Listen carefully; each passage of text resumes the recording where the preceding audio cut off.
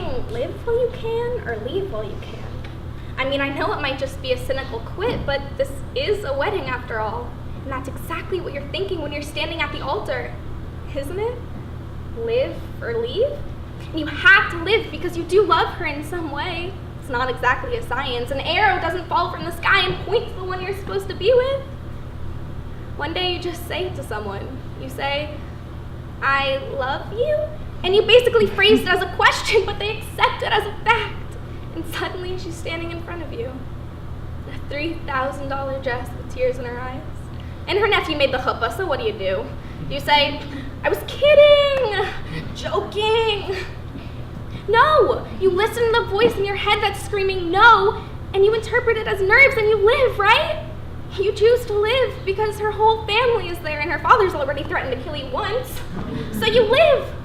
And for the next couple of months, you stare at this alien lump beside you and you think to yourself, who are you? Who are you? And one day you say it out loud. And it's a trial separation, couples counseling, and all of your conversations are going to be about her eating disorder, your Zoloft addiction.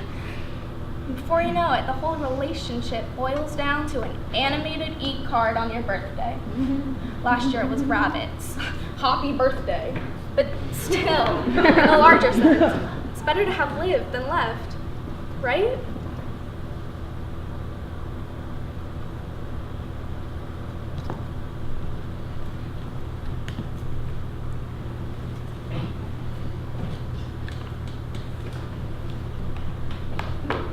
November 14th, 2011. Dear Diary, I'm beginning to realize how important it is to step outside of my comfort zone and take chances. Though it may seem easy to always follow your heart, it becomes difficult when your mind always wants to make the logical decision. To be happy, I need to block out the noise of others and do what I want to do. I need to follow my heart and see where it takes me. And if I come across a bump in the road, I'll learn from my mistakes.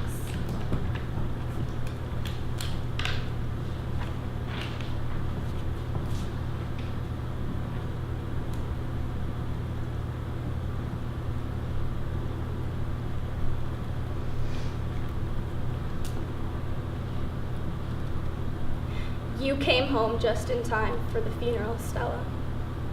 And funerals are pretty compared to deaths. Sometimes funerals are quiet, but death's not always.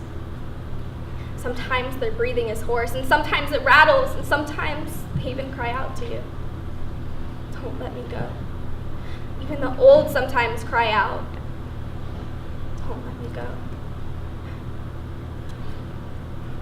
But funerals are quiet, with pretty flowers, and oh, what gorgeous boxes they pack them away in. Unless you were there at the bed when they cried out, hold me, you'd never sense there was a struggle for breath and bleeding. You wouldn't dream. But I saw.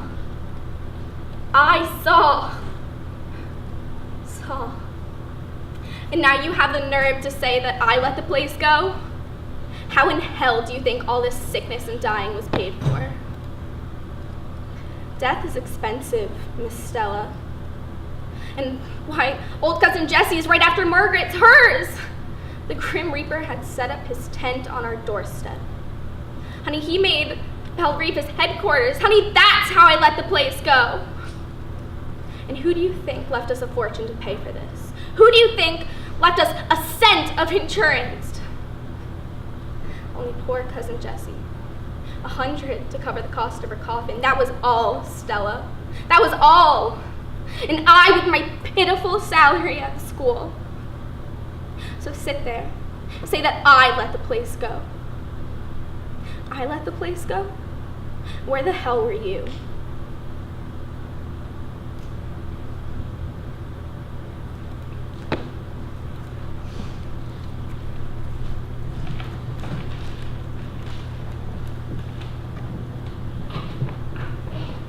May 9, 2012. Life is short. You can't spend it only making others happy. You have to think about yourself. Stand up for yourself. Don't let people walk all over you. Put yourself first for a change, and don't let anyone try to tell you that you aren't good enough. Though it may seem hard, especially when dealing with ones you love, you have to assert your authority in order to gain respect.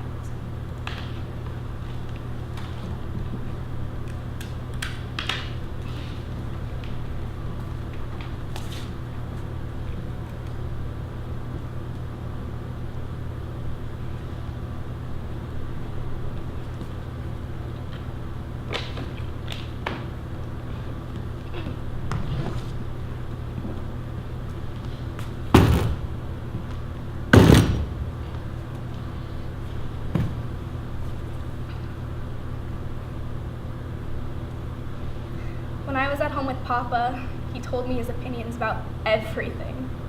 And so I had the same opinions, but if I differed from him, well, I concealed the fact because Papa would not have liked it. He called me his doll child, and he played with me, just as I once played with my dolls. But when I came to live with you, it was as if I was simply being transferred from Papa's hands into yours. And you arranged everything according to your taste. So I acquired a similar taste, or at least I pretended to.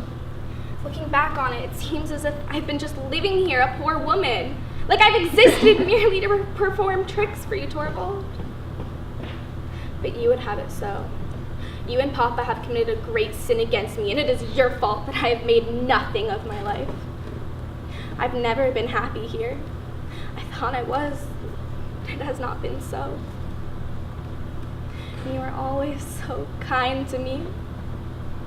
But this home has been nothing more than a playroom for me, where I was playing your doll wife, just as at home I was once Papa's doll child. I was your doll, Torvald. Your doll that you would treat with such gentle care because it was so brittle and frail. But it just occurred to me that I have been living in this house, married to a complete stranger for 8 years who I had borne 3 children to.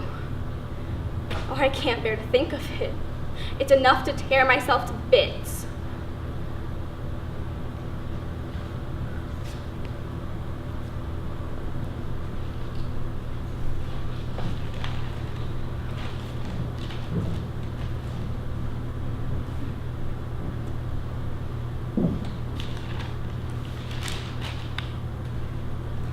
October 23rd, 2012. In the past, it may have been more common to be submissive and listen to others' demands, but not today. Today, you need to be yourself. There's nothing more important than being an individual. Don't allow others to control you or change the way you act. Make your own choices and follow the path that will enhance your values, hopes, and dreams. Don't get trapped as a bystander in someone else's fairy tale. You do you and be yourself.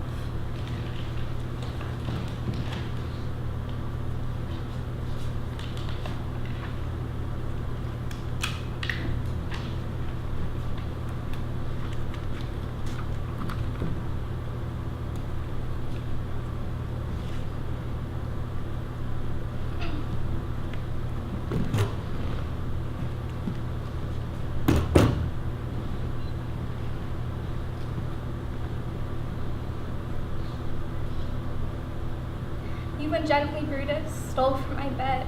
And yesternight at supper you suddenly arose and walked about, musing and sighing with your arms across. When I asked you what the matter was, you stared at me with ungentle looks. I urged you further, then you too impatiently scratched your head and stomped with your foot.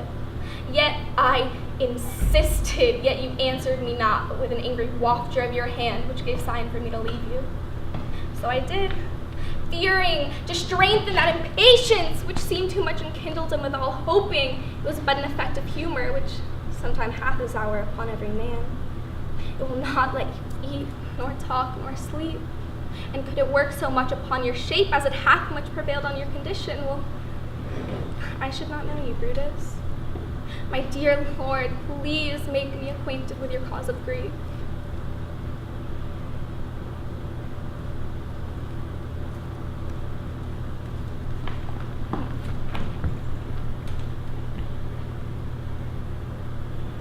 March 2nd, 2013. Today I learned the importance of never giving up. Never giving up hope, your dreams, or even a relationship. By doing this, you're one step closer in reaching your goal. This act of persevering to achieve a goal doesn't have to be a self-achievement. In the case of Brutus and Portia, her endless curiosity is derived from her fear that Brutus was in trouble. Never give up, things will always get better.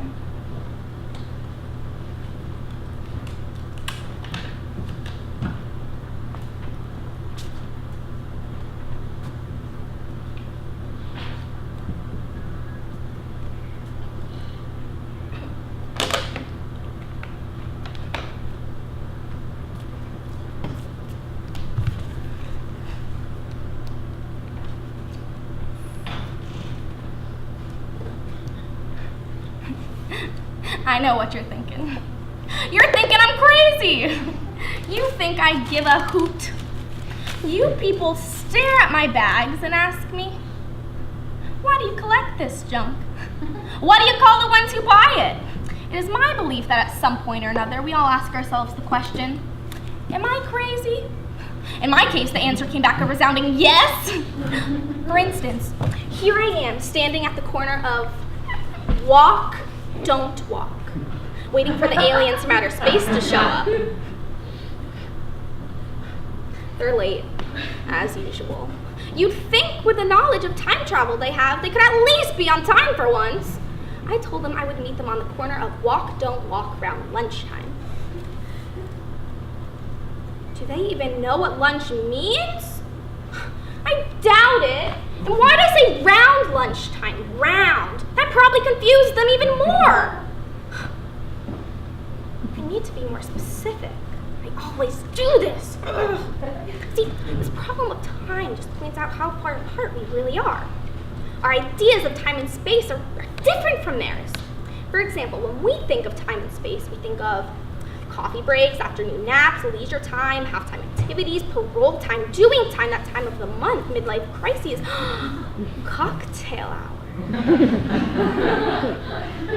But when they think of time and space, well, they really do think of time and space. They asked me my thoughts on infinity once, so frankly, infinity doesn't affect me personally one way or another. You think too long about infinity and you can go stark raving mad. I mean, don't get me wrong. I don't ever want to sound negative about going crazy. I don't want to over-romanticize it either, but frankly, going crazy was the best thing that ever happened to me.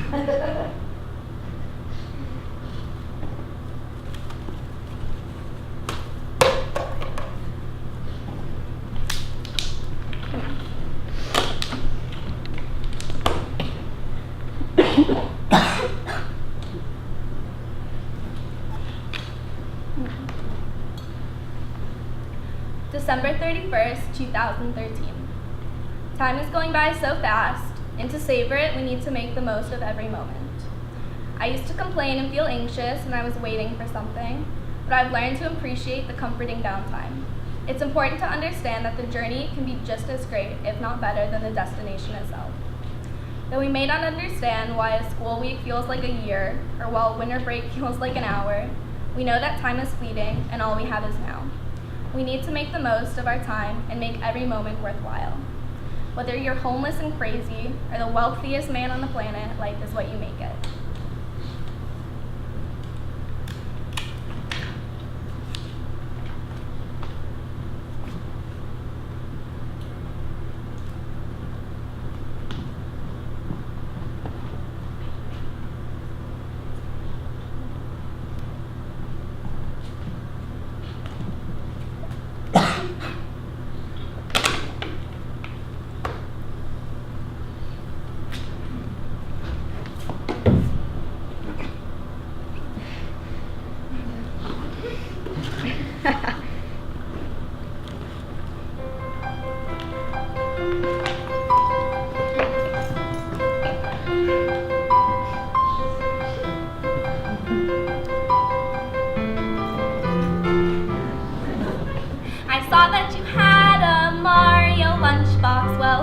Look, I have one too. Mine has a strap and a matching thermos. Is that something that impresses you? I saw that your mom packed you vanilla wafers. Well, that's my favorite food. Trade you some wafers for my jelly that something that you'd like to do? Do you want to hold hands? I mean, for Red Rover, I think there's a game on the grass. Or maybe we could... Oh, you're talking to Kylie. Never mind. See you in class.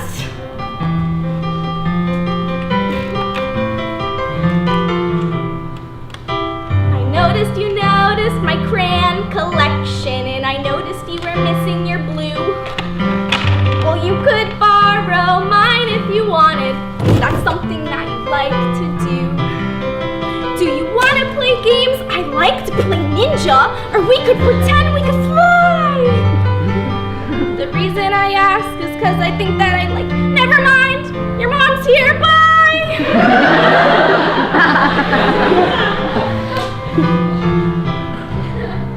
What's your favorite letter of the alphabet? So far, mine is M.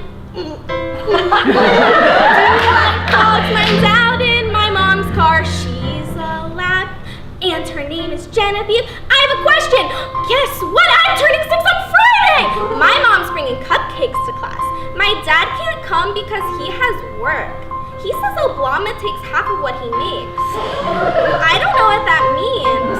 Do you like my haircut? Thanks. Do you have a scooter? I have a scooter. We could ride sometime if you want. I like the handshake we made up together. It's hard, but it's something we do. Do you think it's weird that you're friends with a girl? 'Cause I don't. I hope you don't too. Do you want to come by for some juice after school? It's the juice with the cat on the can. If you don't, that's okay. I was just... Oh, you do? Great! It's a plan!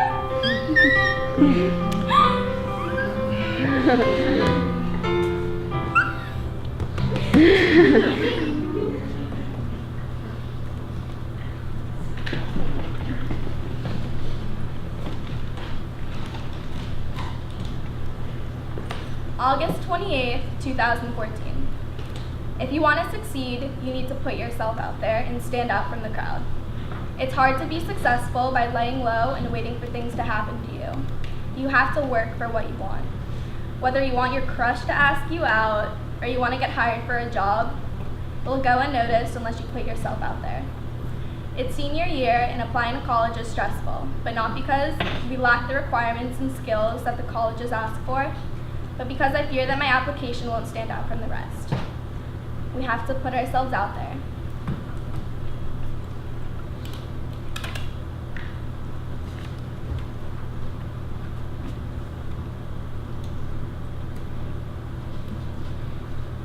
If I had known all of these things my freshman year, I feel like I would have been a stronger individual, better person, and I feel like I just wouldn't have made as many mistakes.